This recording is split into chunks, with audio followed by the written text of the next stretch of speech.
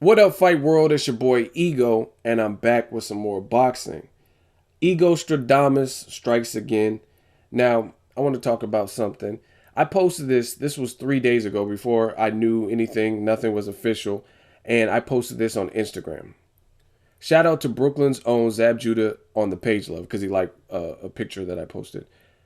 Will he return to the ring? Question mark. I think Zab would be a good look for Mayweather's training camp for Pacquiao as a fast southpaw and former foe. Plus, he's already in Vegas. No need to travel. Laugh out loud. 100. That's what I posted. Now, when I did it, I got into like a debate with somebody who said I didn't know what I was talking about. And guess what? Guess who was joining the Mayweather training camp for Pacquiao? Zab Judah. So the link will be in the description if you want to hear Zab talking about it. But he's going to be training with Mayweather, helping him prepare, get ready for Mayweather and Pacquiao, the biggest fight of the century, biggest fight in boxing. And I guess I gotta educate some of you guys because some people they don't really understand boxing. They think they understand boxing, but they really don't. Like there's certain different things. So when I was talking to the dude about sparring, he was like, "Why are you gonna use Zab? He fights nothing like Pacquiao." First of all, here's a quick disclaimer. Nobody fights like Pacquiao 100%. Nobody fights like Floyd Mayweather 100%. That's why those guys are considered all-time greats and anomalies. Because there's certain things like no matter what, you can't duplicate. That's why people are unique. You cannot duplicate somebody to a T.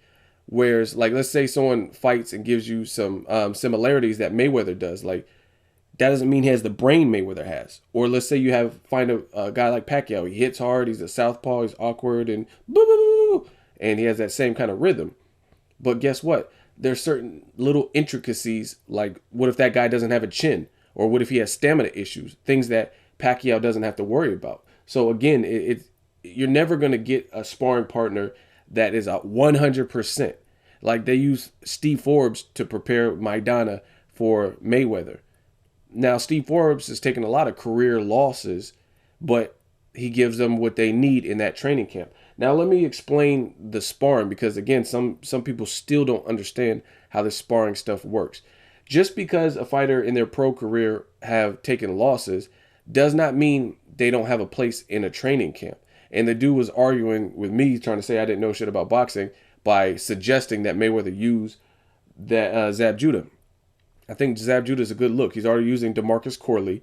You want to use guys who are probably a little bit smaller, like Zab. Zab has been fighting at 140. He moved to 147 too, but he's smaller. He's not like a huge, massive Kell Brook sized person.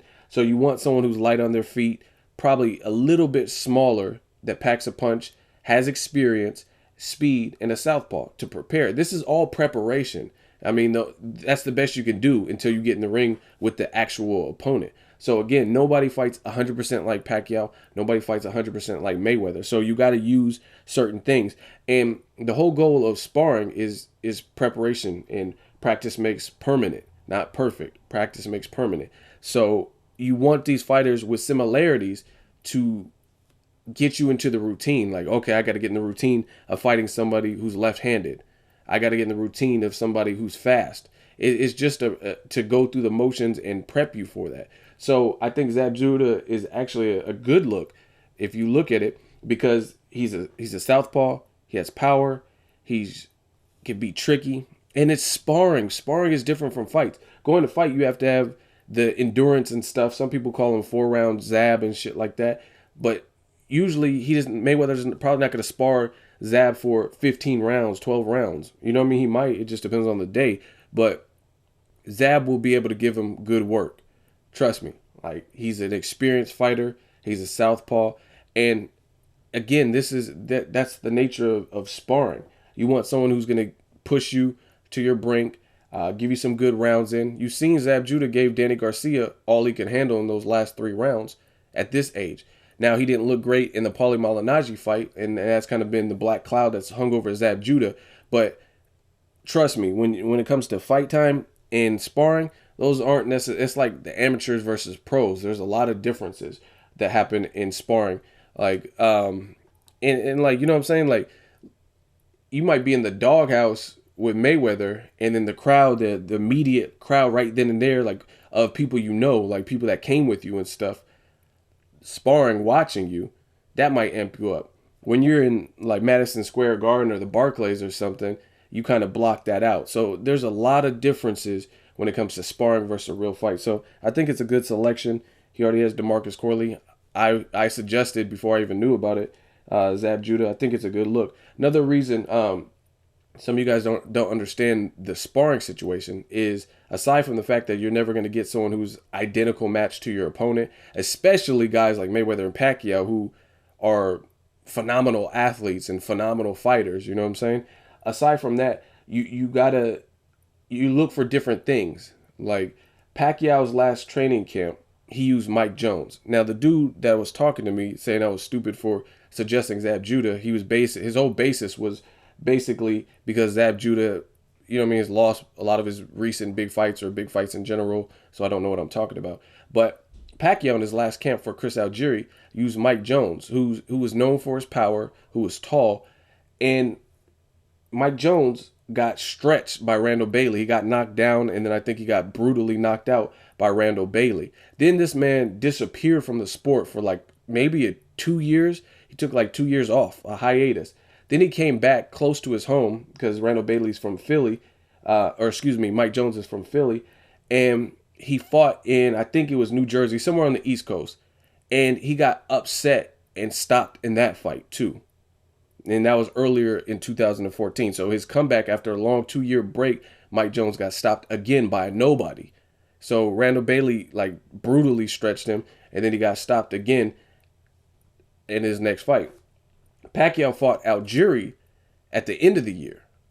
Yet Pacquiao used Mike Jones in that particular fight. So there's no correlation to this shit. Like, because Mike Jones got stretched, obviously they needed something that he possessed. Maybe it was his height plus power. Whatever Freddie Roach and Pacquiao or whatever decided that they needed that he possessed, they wanted him to give them that look. That's why they employed him for sparring. So again, some of you guys don't know what the fuck you're talking about when it comes to like sparring versus you just think, oh, it's all based on the fact of someone's record, their professional record. That's completely different than sparring somebody. You know what I'm saying? Like I said, if that wasn't the case, why would Pacquiao use Mike Jones, who lost both of his last 2 fights? He was inactive for 2 years, and he got stopped in his last 2 fights and took a long break and a long hiatus. Why would he fly someone like that all the way out to the Philippines to help him with his training camp? Because in sparring, it just depends on what you're looking for. And this is the other thing. You have multiple sparring partners. So maybe sparring partners A, B, and C are providing you, they might be your primary sparring partners, or they're providing you with a certain aspect of what you're trying to work on for your opponent. And then that other sparring partner E or F, they're going to give you something else that these other guys don't. Or if they get tired, you bring the E or F person in. So it's all a rotation. And again, some people, you guys really don't, I suggest you go to the gyms. You know what I'm saying? Go to the gyms to get a feel for what it's like for sparring and why sparring is done.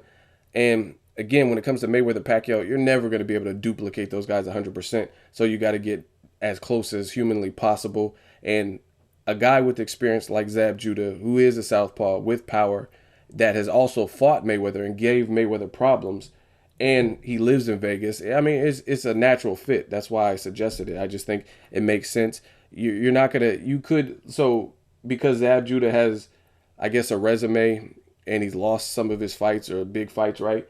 You would rather get a 21-year-old hotshot who doesn't have the experience that Zab Judah has, and he's a southpaw and he's powerful, maybe even faster than current form Zab Judah. That's not necessarily a good look, because Pacquiao is extremely experienced. He's been fighting for quite some time. You know what I mean? He has over 50 fucking fights. So you want somebody with experience. So sometimes I'm sure Mayweather will get some young guys who will take him rounds and stuff, but sometimes you need that seniority. And I think that's why Mayweather has went to former foes like Demarcus Corley, who gave him trouble, like Zab Judah, who's going to be added to the rotation, who gave him trouble, because he's trying to come out on top. And Zab Judah also corroborated that Mayweather stopped somebody in sparring. So I heard that a little while ago, and I don't know, that's crazy. So I'm looking forward to a good fight May 2nd, but I just wanted to break it down, sparring versus real life actual fights. There's tons of different reasons, because some people were even questioning why Mayweather was using Demarcus Corley, because as you know, Demarcus Corley, he has double-digit losses. He has a ton of losses. So I wanted to break it down for you guys, give you guys a little bit more insight. Demarcus Corley, he's everything I said about Zab is pretty much the same thing. He still stays in shape. Follow him on Instagram. He's always cooking like good, healthy food. He's always running.